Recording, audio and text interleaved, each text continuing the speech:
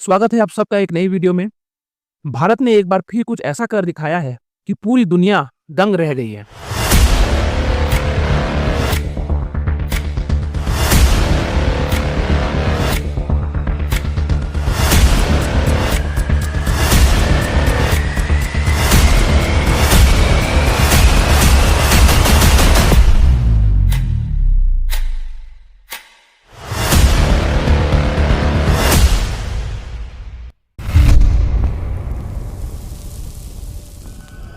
जी हाँ, this can only happen in India.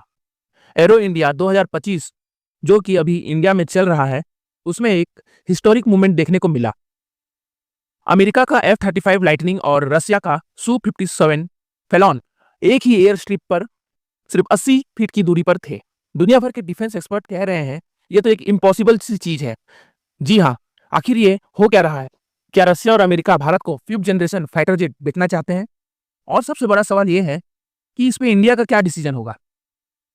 29 जनवरी से ही Bulgarian military.com जैसे डिफेंस पोर्टल न्यूज ने कवर करना शुरू कर दिया रहा कि एरो इंडिया 2025 में एक रेयर फेस ऑफ होने वाला है। और वैसे ही Su-57 और F-35 एक दूसरे के सामने आ गए। रशियन पायलट सरगई बोगदन ने Su-57 के साथ अमेजिंग एरोबेट्स दिखाया और दूसरी तरफ F-35 भी शो ऑफ कर रहा था। दोस्तों, ये सिर्फ एक एयर शो नहीं बल्कि डिफेंस डिप्लोमेसी का एक बड़ा खेल भी है।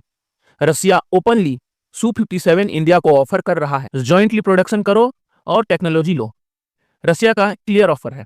वहीं अमेरिका सटल तरीके से F-35 को ऑफर का हिंट दे रहा है इंडिया को।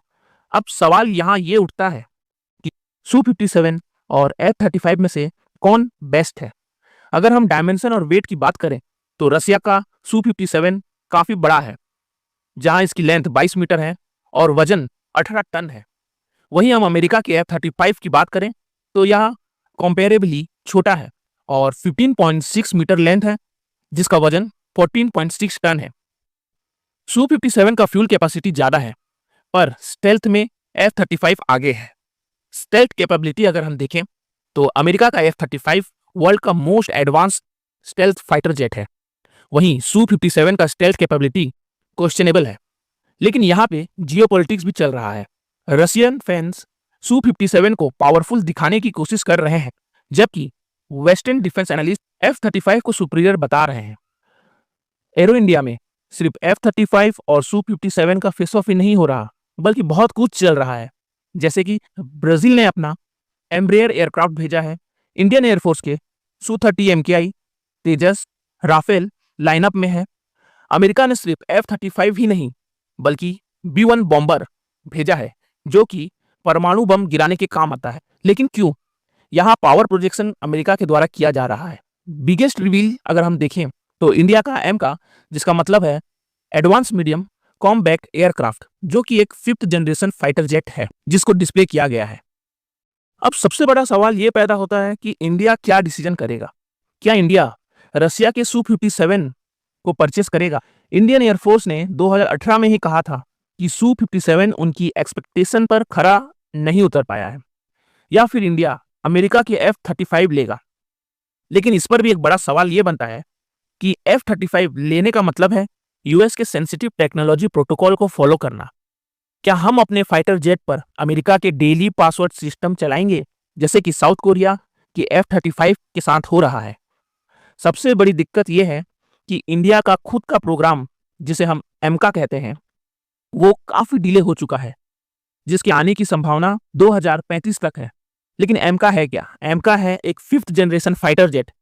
अगर हम चाइना के 5th जनरेशन फाइटर जेट की बात करें तो वो ऑलरेडी डेवलप होके डिप्लॉय हो चुका है, और वहीं China 6th generation fighter jet पर काम शुरू कर चुका है। और अगर हम इंडिया की बात करें तो इंडिया आज भी स्ट्रगल कर रहा है अपने 5th जनरेशन फाइटर जेट को लेके। और अगर हम इसे इंपोर्ट कर लेते हैं तो इससे हमारी खुद की टेक्नोलॉजी डिलेड हो जाएगी।